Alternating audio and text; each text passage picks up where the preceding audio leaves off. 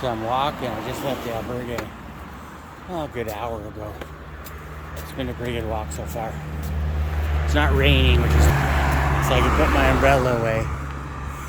This is kind of what I'm walking through right now, though. If you can truly see.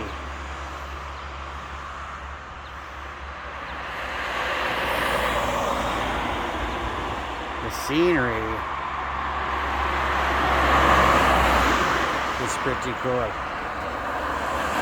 So I'm thinking about 72, 73, 74, the scams.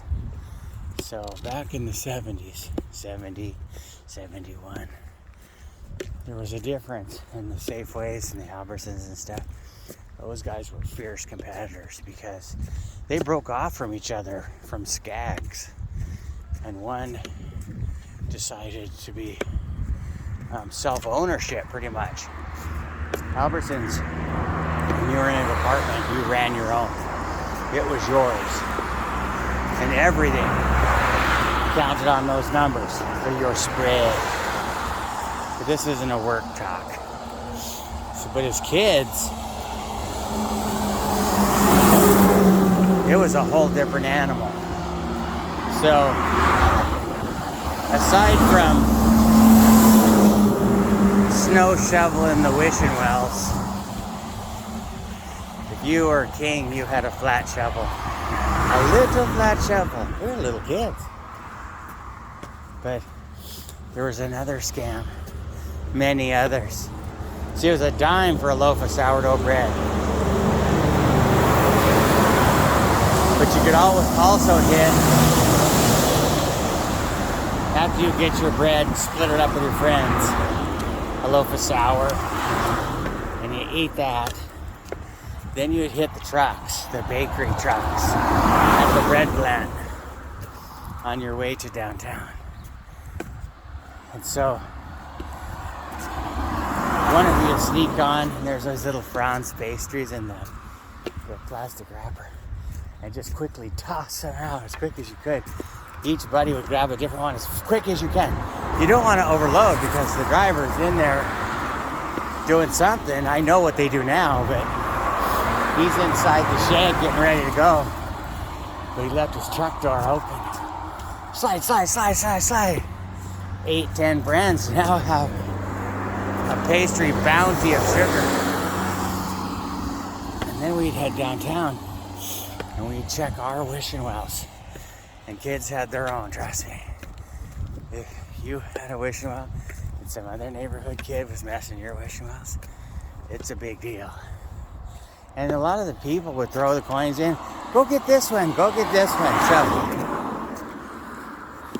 I would say my brother put a suit on me. There was this big dome one, like a big half bowl wishing well. But it was deep. He picked me up and threw me in it. I dove down to the bottom to scoop out basically nothing. These were like penny, nickel dime, occasional quarter wishing wells. But it was just enough to put pocket change. And then we'd go over to the Coke bottling plant after hitting a Safeway. The Safeways or the Albertsons didn't matter. We'd take the shopping carts, those big old red shopping cart boats, and we'd push an empty shopping cart, occasionally riding it. The scenery here is unbelievable. We'd push it to the Coke bottling plant. Hola.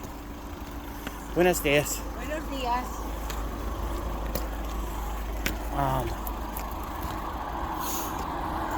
Or one kid jumped over the fence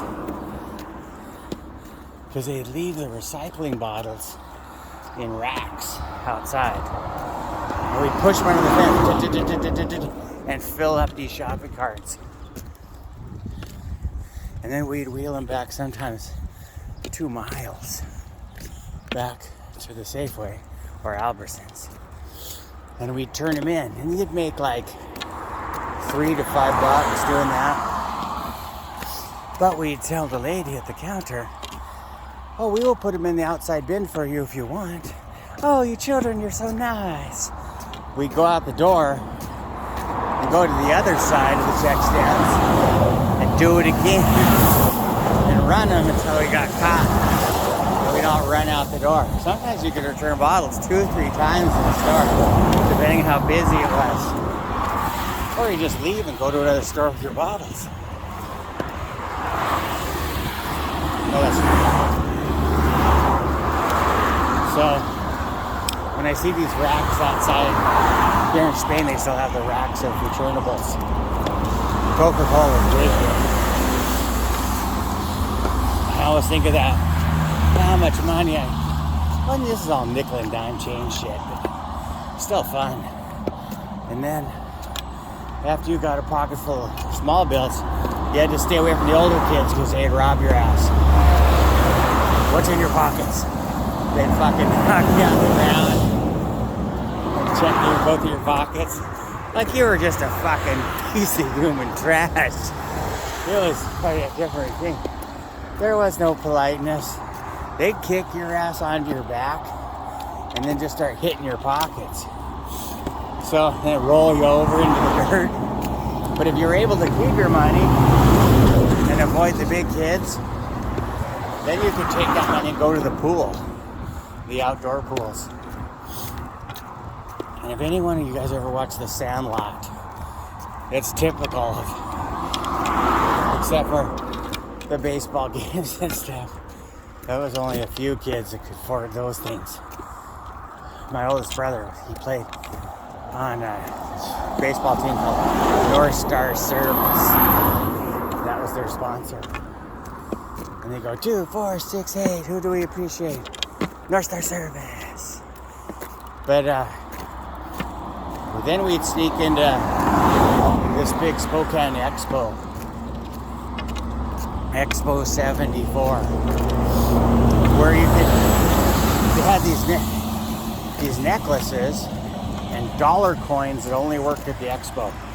So you could strip a rack of those, bust the medallions out of whatever they were in, and that was $1. And then at night, just before the park closed at 10 o'clock, now remember, we're 5-10 miles from home.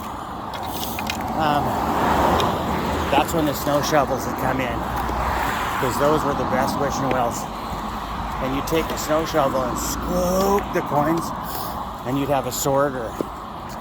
So once you scoop your coins out of the wishing well, these big, huge, flat fountains, you could quickly sort through, find the silver, and kick the pennies back in. And then you'd walk home, but the thing is, the bums would hit you, right? Oh, I'm starving. We haven't anything to eat. And I just fucking reach in my pocket, boosh, dump a whole bunch of coins in their hands. I bet you ain't starving now. And they didn't look like bums. They're just wanderers. Shit, I don't want to go down through that. So you have a choice. Up the road, down this thing and up, this artificial horror that you don't need to do, or walk this back way.